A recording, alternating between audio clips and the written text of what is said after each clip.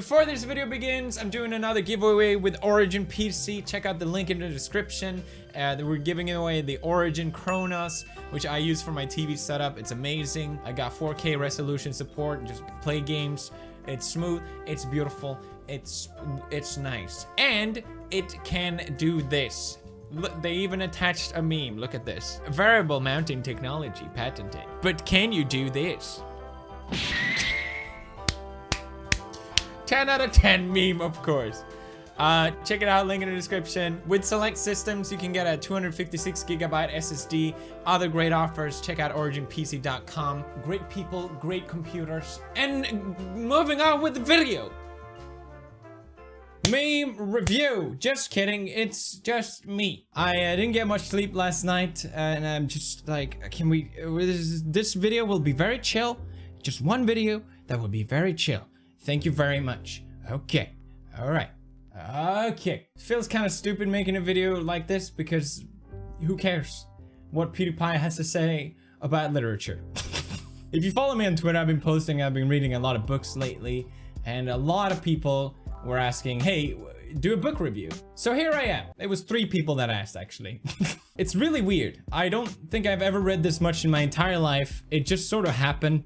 And I've been loving it. I had a blast this month reading these books. Consider Phoebus, Brave New World, Fahrenheit 451, Children of Time, The Picture of Dorian Gray, and 12 Rules of Life. I basically it's not a New Year's resolution or anything like that. I used to read. YouTube sort of made me completely stop, and I've been really desperate to just do other things in my spare time, and I've been loving it, and I plan to keep on reading, and maybe this could inspire you to read as well, or might just be interesting to hear what I have to say. I don't know. Probably not. Shut up. First book is Consider Phlebas, or Plebis, or Plebis. You know, this is an important writer because the title of his name is 5 times big as the title of the book. I didn't know anything about Ian M. Banks. I know he's a Scottish writer. This was written in 1987. I don't think the title or the cover has anything to do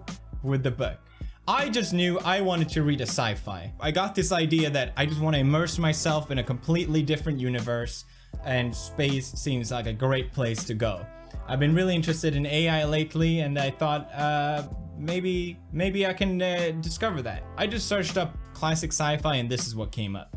It's about the main character, whose name is Horza, and he's a very interesting protagonist. He's a changer, as it's called. And whenever I read old literature that is considered a classic but hasn't been made into any form of movie adaptation, because Hollywood would literally take anything and make a movie out of it, but they don't. I'm always thinking, why has this not been made into a movie? And well, I think it's the protagonist. How do you make a movie about a character that can change into other people? It was very interesting to have a character that's sort of OP in a sense. He can change into other people, not as seamlessly as X-Men or whatever, that blue girl or whatever, but nevertheless he can do it. He has teeth that if he bites you, you'll become paralyzed, and if he even just scratches you, he will have the same effect. He doesn't really use the powers as a superhero. It's more of a way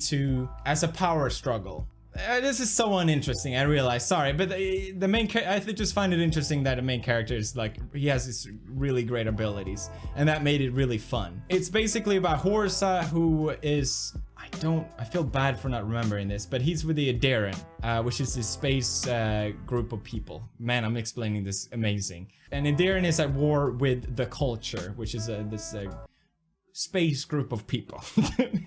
And Horza is, he wants, through some strange turn of events, he wants to retrieve this AI that had crash landed on a planet called Char's World.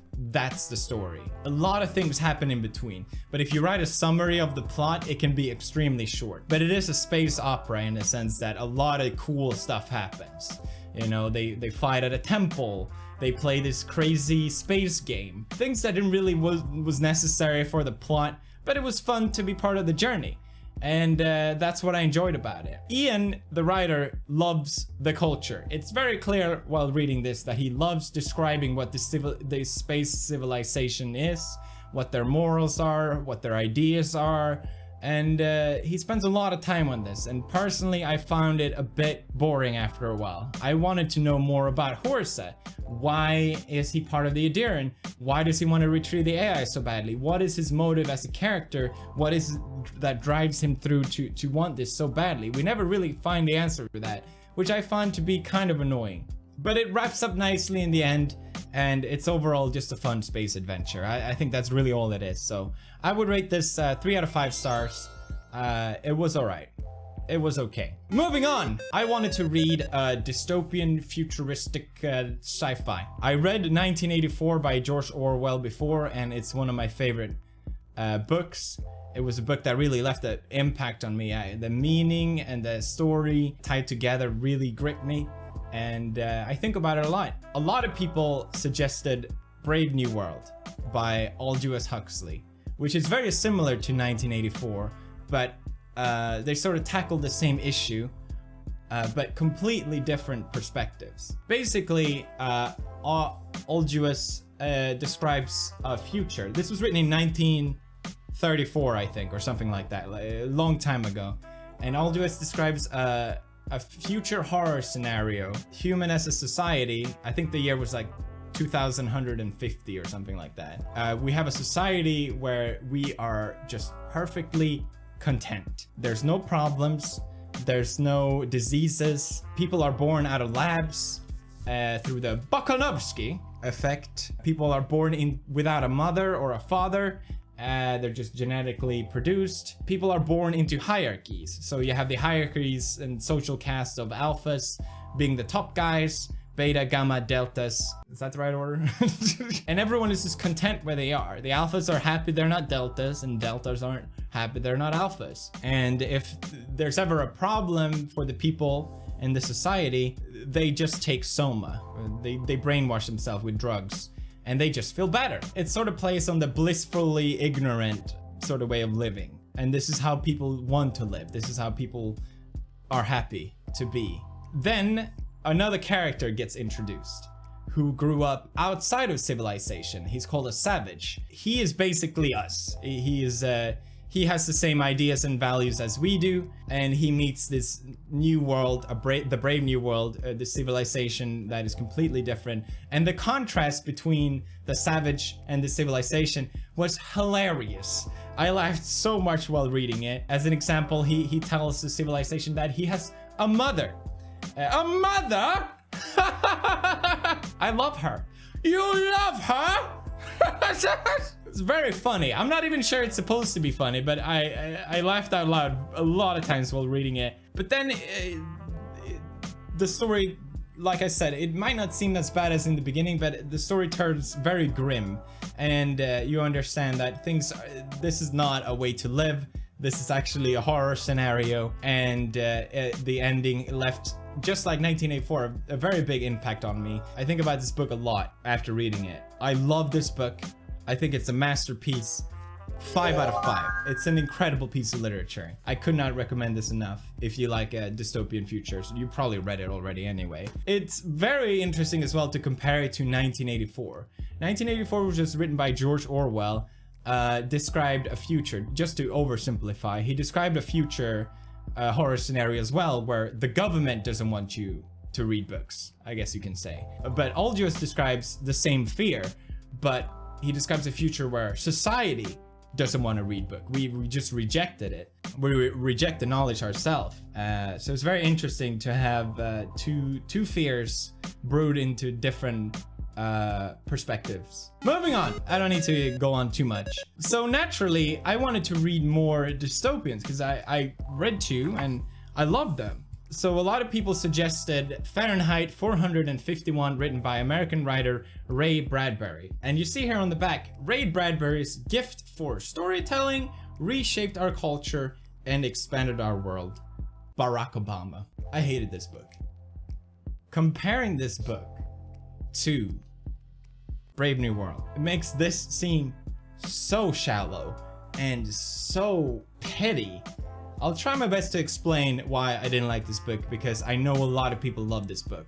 And I know a lot of you probably have read this book because, ironically, your teacher told you to read this book. I bet you that's the case. And the irony of that is that it probably will turn people off reading books because it's not an interesting story, but it carries a very important message. So teachers want kids to understand this message about why literature is important, but it's just gonna turn them off. That's how I imagine it. Anyway, I need to explain what the book is about. Sorry. It's about Guy Montag, who's a firefighter. Sorry, he's a fireman, but he doesn't extinguish fires. Get this? He burns books.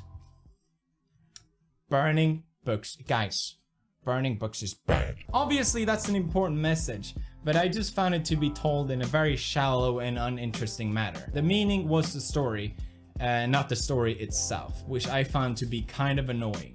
I didn't care about Guy, the firefighter. I didn't care what happened to him, and it just made it not really interesting. I read that apparently this book was written in a few days, or maybe it was a month, and you can tell. Compared its writing style to Huxley, this is a joke. I felt like, since it didn't really have a story, I'm just reading Ray Bradbury's ideas and his fears directly, and it just came across as kind of petty and anti-innovation. Maybe at the time it was more reasonable to have the fear that in the future we're not going to care about books anymore. That's Ray Bradbury's fear. He's fear that we're going to listen to the radio while doing other things, and he makes a good point, actually, now I think about it, about how we want to consume media so quickly now. That I did resonate to, and he sort of goes over the top with it. He seems like the kind of person that will tell you don't spend too much time in the front of the TV because your eyes will become squared. And to me, that just seemed like against innovation in the future. Yes, he was probably right about how quickly we want to consume media, but people still read books. Just because we have computers and television and radio, that doesn't turn off from anything. Maybe I misinterpret it, but that's just how I understood the writer. Because of that, I can't give this book too high of a rating. I will give it a 2 out of 5. I don't really understand its praise, and I would not recommend this book. I would much rather recommend a book like this or 1984. Next book! So I asked Marcia what her favorite book was. It's The Picture of Dorian Gray by Oscar Wilde. Another fine piece of literature, and I understand exactly why Marcia loved this book. It has a meaningful story with sort of horror elements to it, and I think that hits. That's just what Marcia would be interested in. The story is about Dorian Gray, who gets painted by Basil, this painter, and the third character, which name is Lord Henry. I don't want to get too much into each character, but basically Henry gets really infatuated by this picture of Dorian. It's just such a beautiful picture that he painted, that Basil painted, and Dorian himself really adores his painting. Everyone loves his painting, but it's between them that it's been painted. Dorian. It's just this incredibly beautiful man. He's the perfect being, it's described as, and he's in a high social caste. He's well regarded, he's rich, and he has it all. Basically, he has everything you could possibly want, but he realizes that he's not gonna have this beautiful face forever. So he sort of wishes that he could have it forever. He wishes that he could look this young as this picture and as beautiful as the picture forever, and that becomes his curse because he doesn't age at all, and instead the picture becomes a reflection of his soul. Lord Henry, I would describe as, he's older than Dorian. He's lived a fuller life than him, and he has experience, and I think he looks at Dorian sort of as himself in the past, and he gives Dorian advice through different things. And maybe I'm describing the plot too much. Sorry. I think it's just interesting. Dorian makes a mistake, and here's where I really resonated with this book. He had the choice to either double down and just treat it as it wasn't his fault. I think as anyone can do when you make a mistake. You can either own up to it, or you can confess that, yeah, this is my mistake. I made a terrible mistake. Lord Henry, I would almost say, is his devil on the shoulder.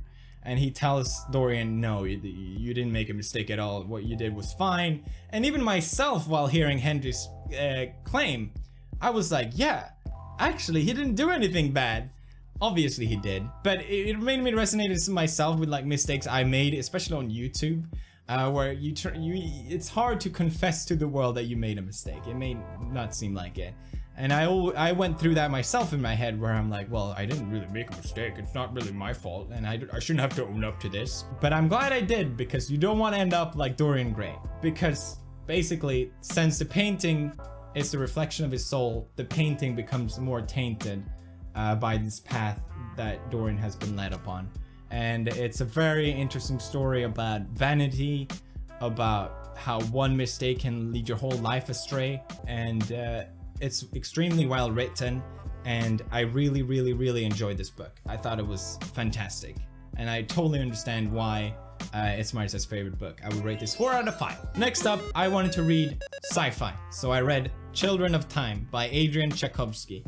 This has been bought by Lionsgate, I think, the film studio, so it's probably going to be made into a film. How are they going to make this into a film? I don't know. Does anyone know?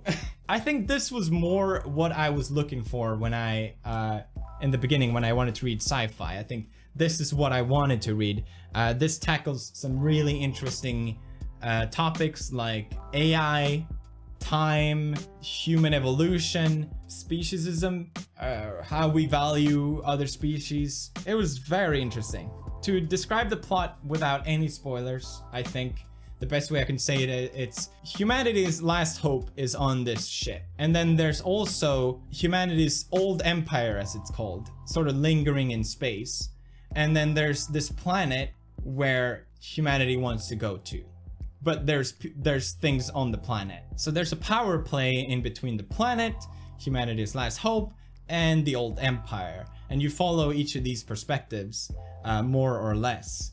And it's just very interesting. It really made me look differently on how we value species, look at humanity in the future. But overall, it was just a fun space adventure. I really enjoyed it. I thought it was fun from the beginning to the end. I didn't really like the main character, I guess. I wasn't as gripped by it as I think a lot of other people probably would be. It has an incredibly unexpected character in it, without spoiling it, and I don't understand how they're gonna turn that into a film.